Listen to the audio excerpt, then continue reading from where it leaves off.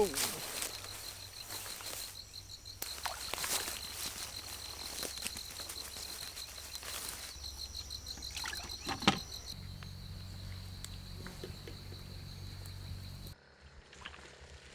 Yeah.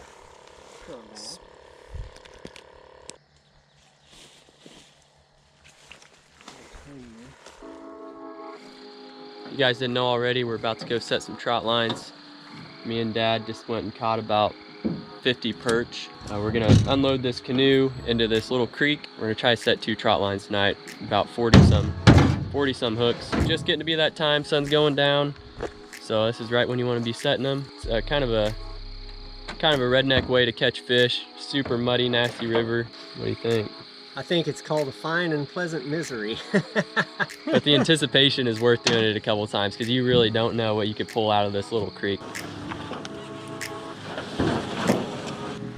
Yep. So we just had a big rain, I don't know, a week ago, and the water's just gotten back down to where it's low enough to set a line, but it's really still not super low. It's running pretty decent. But like I said, it's a pretty small creek. I mean, it's only probably... You're pushing me into this thing. Probably only 20 yards across. We got a log that's wedged up into the creek bank that's real solid. We're gonna tie one end of our line to that, tied off to the log before we tie the line onto the bicycle tube. That way there's some give so they can't just snap the line. So we have a piece of PVC pipe that is really springy. And the idea is we're gonna jam this thing into the mud and tie the other end of our trout line to this thing. See how it springs like that? Right below the dorsal. Yeah, maybe a little further back on the next one, but okay. Angle on them. Yeah. I think I didn't go too low on that.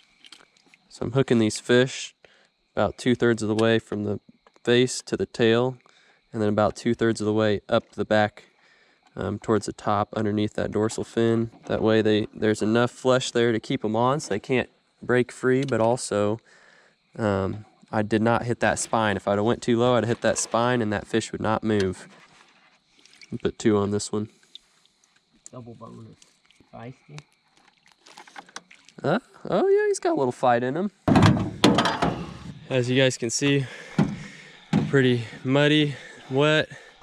Gross. We're gonna be back in here at sunrise tomorrow morning, check the lines.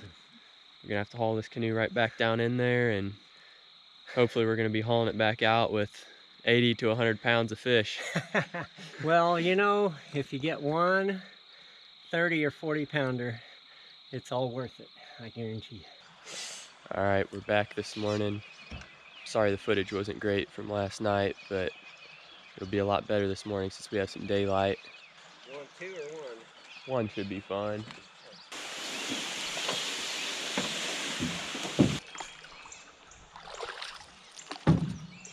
Something's moving it a little bit. We got at least one fish, it looks like. Not pulling it very hard.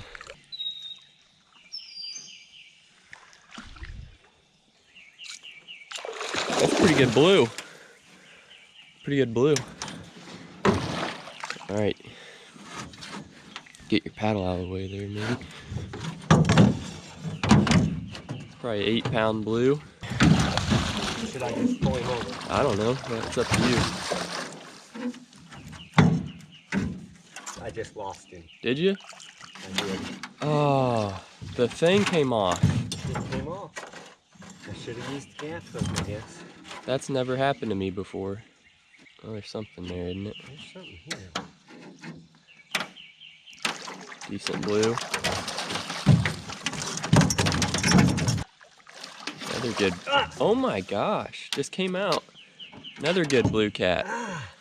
What is going on? I don't know, you didn't even pull up that hard. It's a decent fish. Small blue. All blues. Maybe, there we go.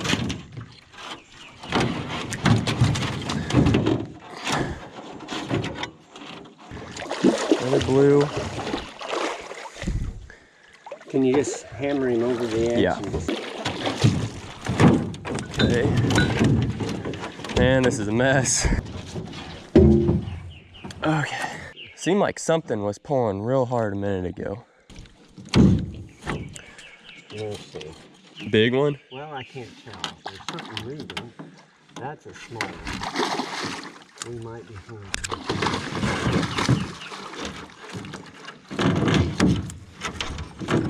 There's something big down here. Okay. Well, shoot. I don't know. Oh. It was hooked on something. Jeez. How many is that? Like, we lost 2 and we still have like 6, 7?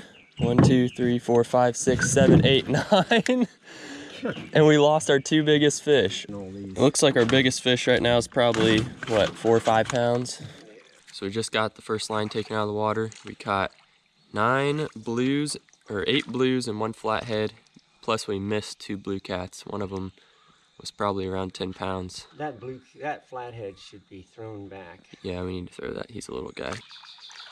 Yeah, there's something pulling on it. There's our tube right there. Line. Okay. Well. Yeah, something pulling. Yep. Looks like another blue, little blue. Little blue. Good eating fish. Oh shoot. Little blue cat. Maybe this is a good idea.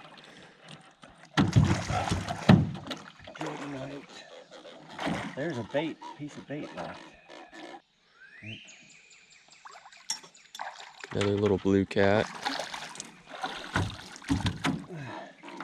Good grief. A lot of blues. There's at least 4 more swirls. There are at least 4 more swirls. Unbelievable.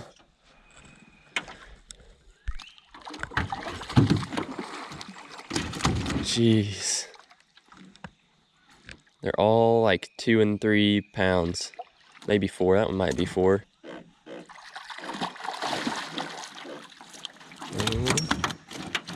Yeah, he's moving that line quite a bit.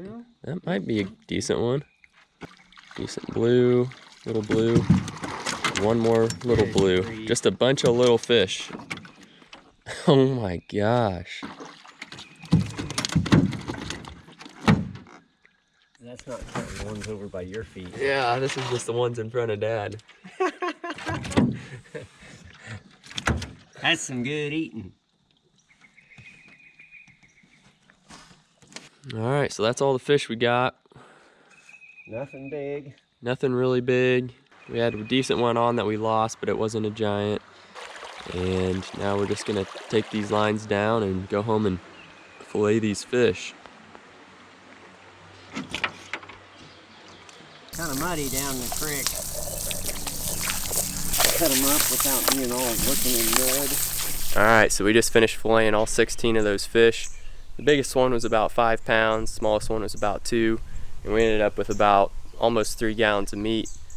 Probably be 2.5, 2 once we get them cleaned up and get all that red meat cut off of them, but definitely enough for a really big fish fry, so we're going to be eating pretty good. We're going to try to do at least one more trot line this summer and try to catch something a little bit bigger, hopefully get into the flatheads. So stick with us, and we'll see you on the next video.